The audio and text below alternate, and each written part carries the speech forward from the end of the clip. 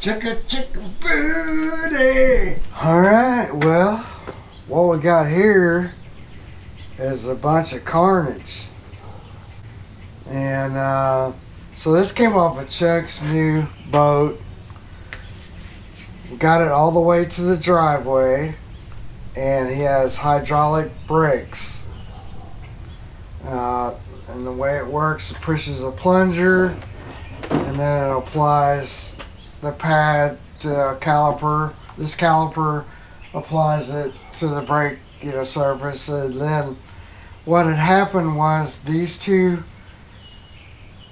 were, it's under the frame of the axle, right? And that's how where it mounts to the rotor. Where it mounts to the bracket. The right. caliper mounts to the bracket. Caliper bracket. I don't know why. It's like we turn the camera on and then can't talk, but you get the idea. And what we think happened was this bolt, the top bolt, I can't remember, it was the top bolt, right? It broke. And then the other one was loose. And this thing rotated. And so because the tire was rotating in this direction, it was probably just, banging against it, no big deal. Yeah, it's just banging around, So as soon as he stopped, and then we tried to reverse. Then it got caught. Right, so it got caught in the rim, and then it busted the rim and blew out the tire. So the way it works is it turns the solenoid on the tongue, and then it pushes back, which pushes the pressure, because now it's released, it's pushing the pressure back. Probably had something to do with it, but it tilted and it went all the way over, and I'll show you guys. It just kind of went into the tire, and you can see it. It's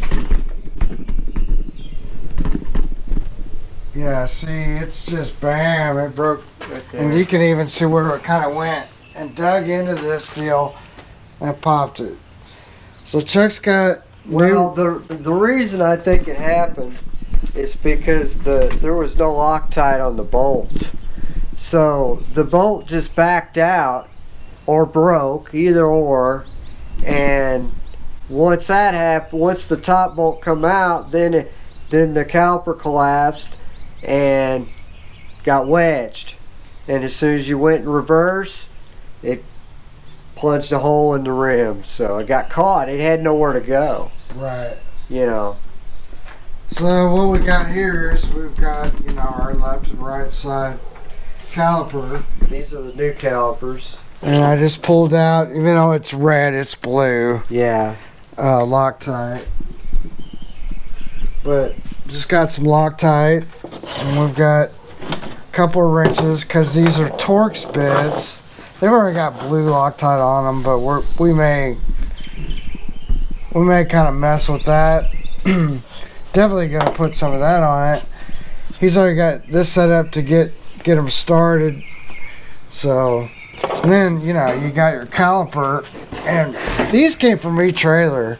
So E-Trailer, it's a kit, and it's got the pads and everything, and then all you have to do is Just put it up on the thing. We've already got a banjo nut up there, so we don't have to replace our banjo nut and all that kind of craziness. Right. We just put that on there, and then we bleed it from here, and it shouldn't be too bad. Anyway, I got it.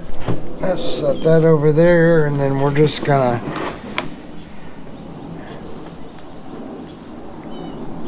add some of this Loctite to it. I don't know how much I have left. This stuff is Put it on the back side right here. This stuff is like gold. So that, because it's already there. Well, I know, but I noticed the very front of those threads it didn't have any. Yeah, that's out. Yeah. You have to use that out. Well, you'd be surprised.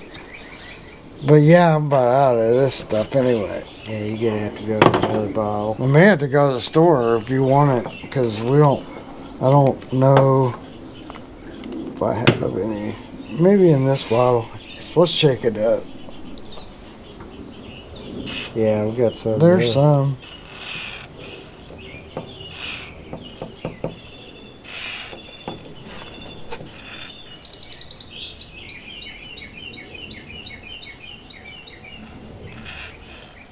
It's about out too. Yeah, you.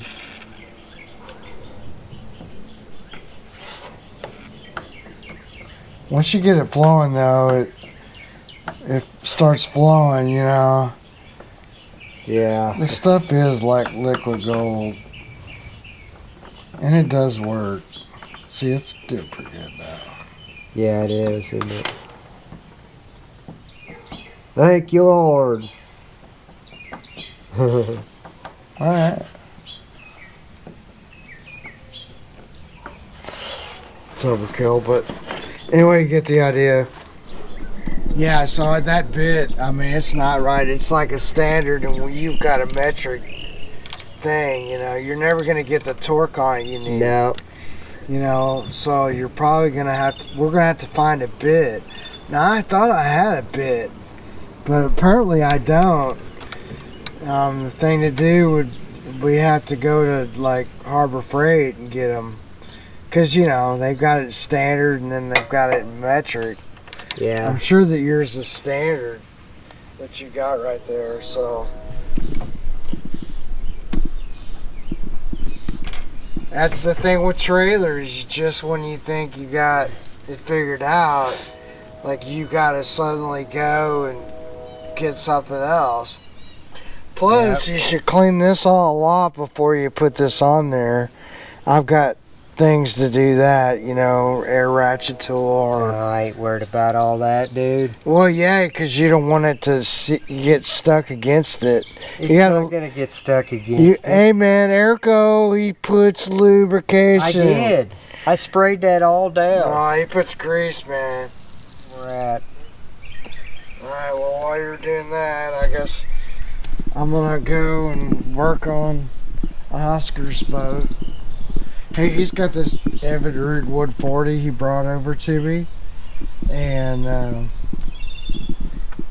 it didn't have, it had the fuel pump off of it, and I just, you know, it's the first time meeting the guy, so he's kind of worried about his transom. I think he just needs to repair it and put some different trim. I don't know, it's got some little stress cracks up here, but this thing is solid. I mean, listen to that. I'll go get a screwdriver. Yeah, listen. That's solid.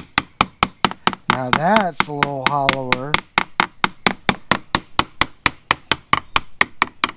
Pretty spot. But it's an old Skeeter.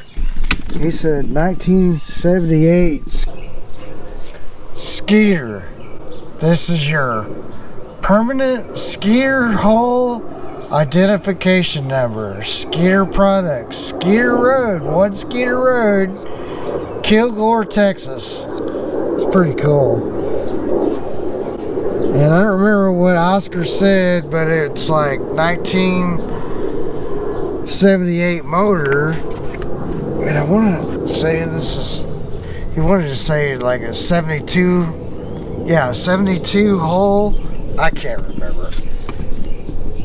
Here's our model number, and this is a 140 88 3C.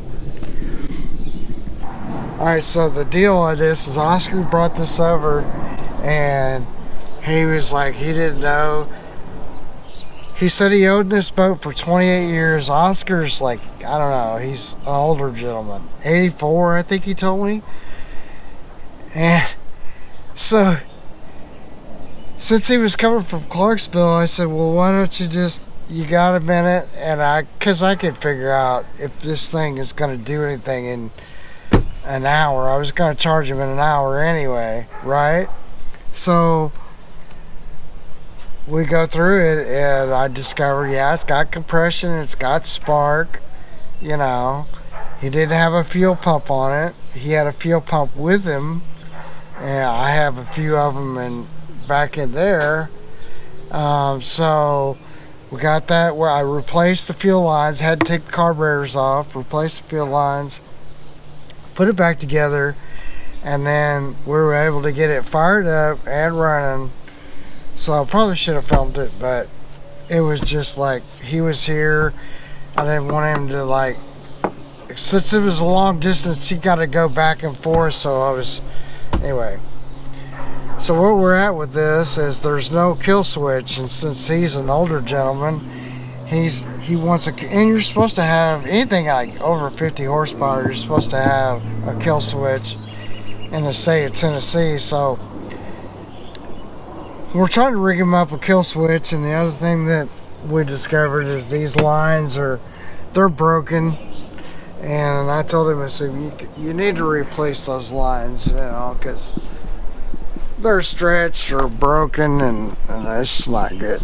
Anyway, you can put your peepers on there and see that that's like that there. And then if we go up by the remote, which is this really old style remote, we've got this sheathing is broken here, so we just need to replace the cables. This used to be an old style kill switch, which you can't, I don't know, I haven't found, you know, the replacement for that, but I guess that's where you can totally close it off, or I don't know. So it works in this position, I know that. So we started it up and ran it. I've got the bottom off of there. I took the bottom off of, started working on it to remove the cables so I can undo the cables and figure out the length we need to order. And you know, got everything else is working. Actually, I got the trim unit working. They didn't have it, they had it routed wrong. I rerouted it and hooked it in where now it's just like, it's great. You hit the button. He got another battery for it, so I tested the trolling motor, and trolling motor works. And there's even a switch up there, a really old switch, that gives, you know, you can do the tilt and trim from back here. So that's pretty cool. I mean, it's real simple. It's a Pittsburgh, so like if you look on the bottom, it says lock and unlock. So you unlock it, and then to get your foot pounds, see it says foot pounds. And then you got dial that goes from 1 to, or 0 to, like, you know, 0 to 5. Right, so, you know, you just gotta roll it up to, you said 30? 30, yeah. This will be real easy, because, you know, sometimes you don't want it real locked, but you'll see the mark. Of course, I can't see. So that's like 25, and that should be right on the mark. Lock her down. I mean, you just lock it. You don't have to, you just barely, you know. And then when you're done using it, you undo it, so take all the tension off of it. I mean, I think basically inside there is just a spring. So over time that spring gets worn out. They do, you know. So I think, I mean, yeah, you just put that on there, and then I might get out like my air ratchet, clean up his drum a little bit, and put some grease on it. And then he'll be moving to the other side, so. Yep, it's 30 foot-pounds on there. It's probably, yeah, it probably doesn't take a lot. Well, like I said, these are galvanized bolts. Those other ones weren't galvanized. Galvanized will not back down as fast as other bolts, because they got that coating on them. Plus, it's got blue Loctite. Yeah. So it ain't going anywhere. Pretty simple. They've already got. Now we chose to just use the banjo nut that they had before, because, you know, we may have to take like they'll have a seal in there in the back. Yeah. So yeah, we're good. So now you just need to take this off, Chuck. Well, I'm going to put the other side on first. Or that and then too. We'll worry about the brake lines after that. Alright. So I watch Erico a lot. He's up there in New York, and man, he does a lot of brakes and stuff. And first I was like, it's crazy because we don't see that much rust. But he does. And so he always cleans them up. Yeah.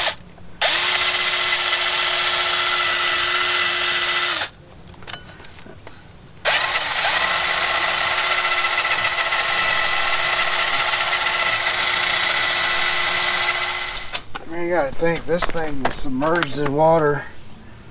So,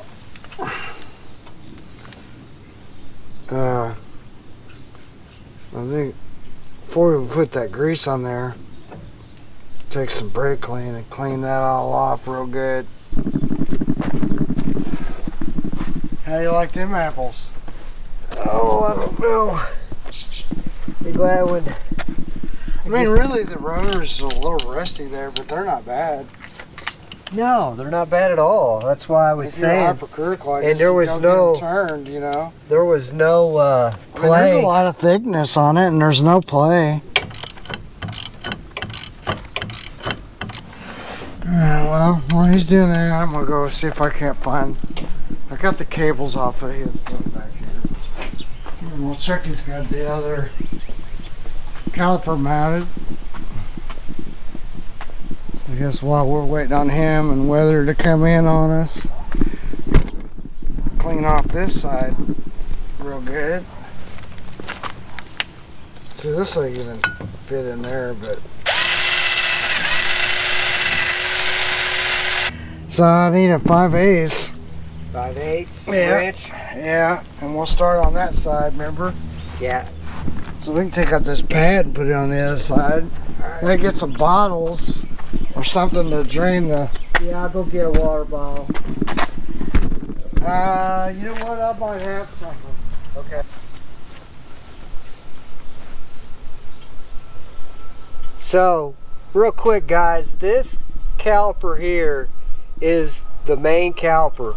So basically what that means is the brake fluid from up front first enters this caliper, and then the fluid is transferred over to the second caliper. So that's why you need to start here and make sure you get all the air out of this one first before you go to the other side. Now they got a new one, but I don't want to disrupt his line. And there's nothing wrong with his, but we might do this. These crush washers, these little copper ones, and we could probably even use this bolt. We'll probably do that. We're gonna use the new bolt and washers. Yes, that makes sense. So, you know, this is the old one. We're just going to discard that. And we're not going to use this because then I'd have to take it off this line. You know, and you're just kind of asking for it. Right. You can see there's the hole where it's going to come through. So it won't matter because it's within the range of what it should be. We're just going to... Whoa! Come on now. Be all thumbs, you know. Don't be a bull in a china shop. Come on now. Finesse it in there. We have to lay upside down.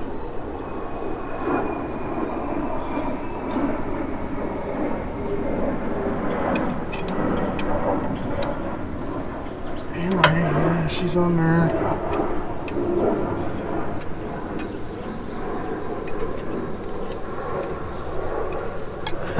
Take all day to run a bolt in. You know what I mean? I'm sure they don't want to sit through all that.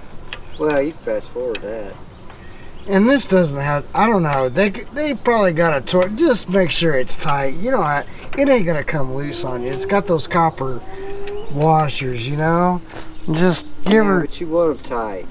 Yeah, but I don't know. Your tight, my tight, way different. Chucky could take a bolt off a rusted. Your tight is loose. No, I mean. Yes, it is. It's on the loose end of things. That's fine. That's plenty good. Now I got to get the right line wrench here. Maybe a pick. Get this off. Okay? Yep. So just hang tight. There. You can leave her on. You going? Yeah. I just got a little pick to get that rubber boot that protects that cap off of there. Yeah. Leave that sitting there or somewhere where it won't blow away. You know what I mean? And then, I don't know. I got Grandpa Chandler's old 7/16. See if that goes on there. It kind of does, but seems a little metric. If those other probably bolts were metric, I guarantee you that's metric. Yeah. But that's all we need, because you don't.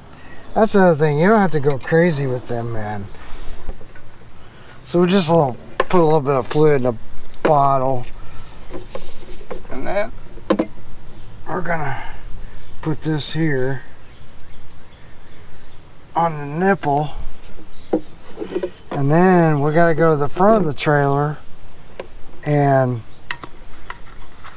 check your fluid, probably take your cap off, and then show you how to kind of pump that.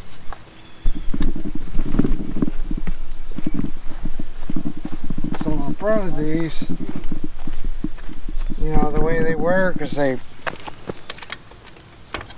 move back and forth, but there's a little thing under here that you pump. And I don't know, I haven't looked at his to see yet.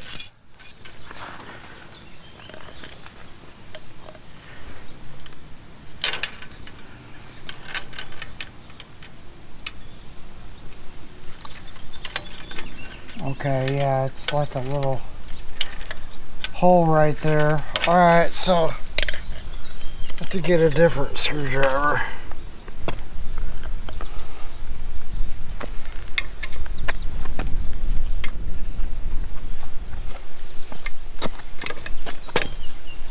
So yeah, she's full. Yeah, I noticed that.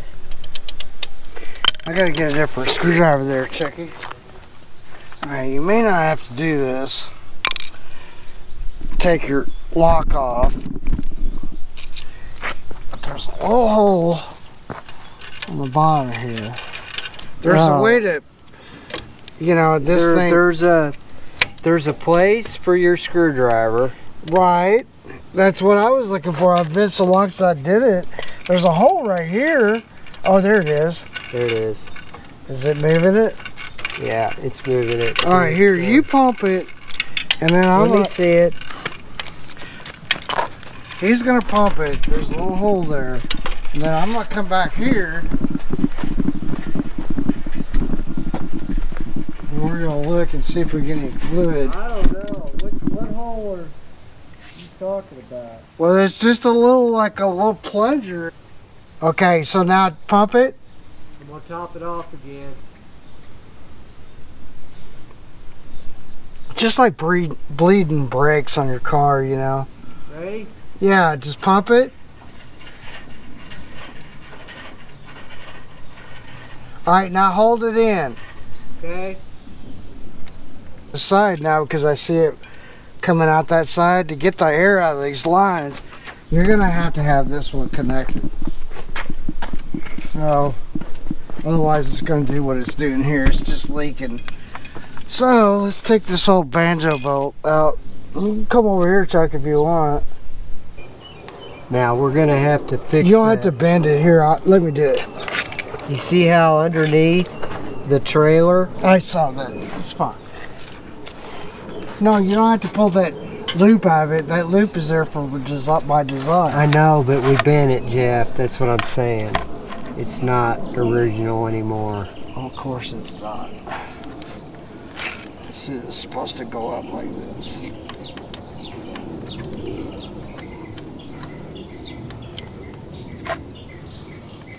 Because you're always laying down or you're on your knees. And I don't like that fluid. It just gets all over here. Yeah. And here I am in a brand new shirt.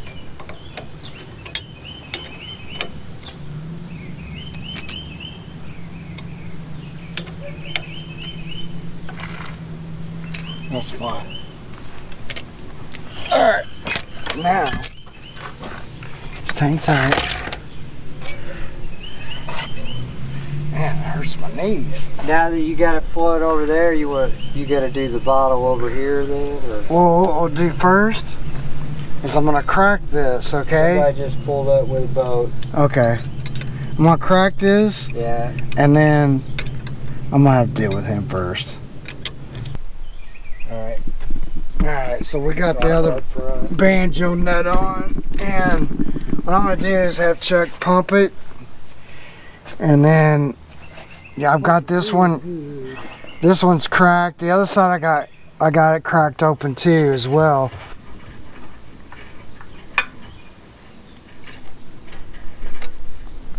It's just open and I'll close them.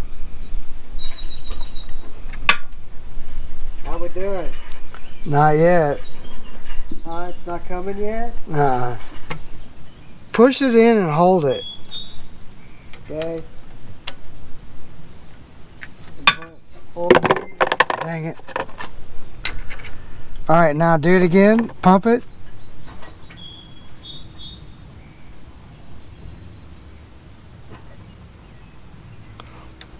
I think we're going to close this and open the other side.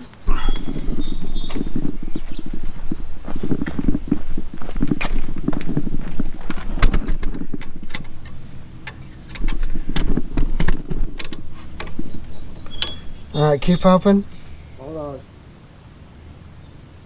Popping it back off.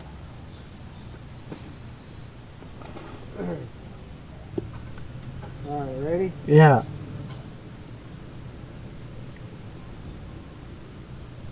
See if we can get it to...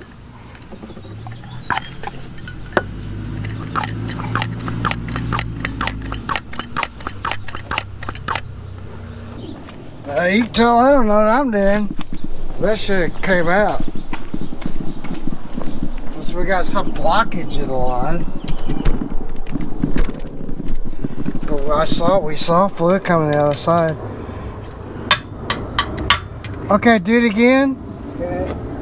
Just this time, like, just pump it. Okay.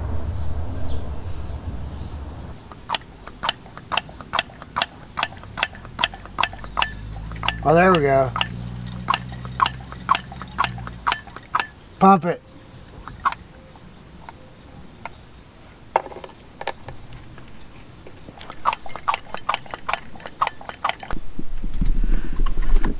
Alright, guys. So I'm an idiot. Sometimes I'm just not that smart. But the way that works is underneath here there's a solenoid. You can't see it, but there's a solenoid in there. First thing we got to do, we got to repair. He's got some wire and got pinched, and then you have a hose. It goes up to that solenoid. So what's happening is, because we don't have any power to that solenoid, so the solenoid's just closed. So it's not allowing any hydraulic fluid to flow back that way. And so it thinks it's like in park. So what we gotta do is repair this wiring, and then once we got that repaired, we can back the truck up to here and hook it up, and then we'll put some, I don't know, something, you know, Chuck can hold the pedal on reverse or whatever it is we have to do, but we got to release the solenoid. So you either drive or it's going to be in reverse. And then that'll allow the hydraulic fluid then to flow. It'll be easy to bleed then because it'll just flow. Some of it went in the line, but most likely it's just this line here kind of goes down. So probably some maybe went past. Is why I don't know, but that's what I'm theorizing. Like I said, I don't do these all the time, so you probably can't hold me to that. But we can at least patch this back the way it should be and be done with it. So let me do that. I'm gonna get some. I like to these days solder everything and shrink wrap it, solder. You know, you get the idea. and we'll see you guys in a bit. Well, it was just the solenoid. I got Chuck to back up to the truck, hooked it up. We fixed the wiring up there. Now we just gotta shrink wrap it and tape it. So I gotta get my heat gun and do that. Of course, now that we got a bunch of you know, I don't know if you guys know this, but that brake fluid is not, like, it's kind of flammable, so just be careful with your heat shrink gun. I probably should have done that first. So where are we at? Well, we're gonna pick up some tools, take Chuck's tires over to get fixed. There it is. Anyway, it took a while to get bled, and just be patient, don't let it run out of fluid. And probably hook this up, shrink wrap it real quick. That camera ain't even pointing nowhere. Well, it ain't. I ain't got no camera guy, dude. You need to get a camera guy. Well, hey, how about you do this for me real quick? Come on now. Come on. I ain't got time for this. Ain't got time for it. Hold on now, your camera's all cattywampus and everything. Cattywampus. You gotta get it together, dude. Yeah, I'll swing this away so this stuff right here will melt. But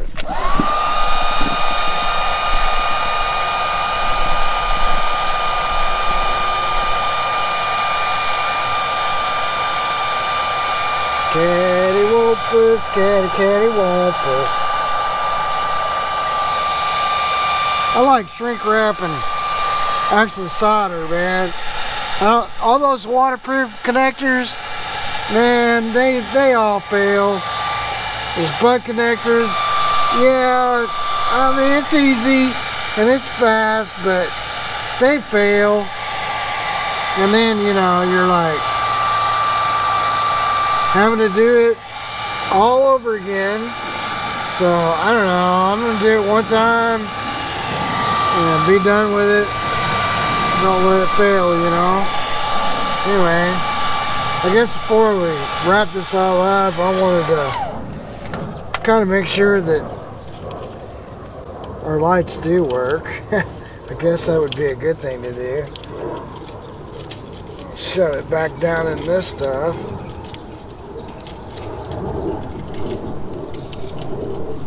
Then I got another piece down here too. Because, I mean, that's not all going to fit inside there, you know what I mean? So what I do is I just get another piece of this. Now, you know, it's going down in the water. You don't want it, like, I don't know. It's like holding water, but I guess these things are just kind of cheap. But do this or do a little piece of hose or something, and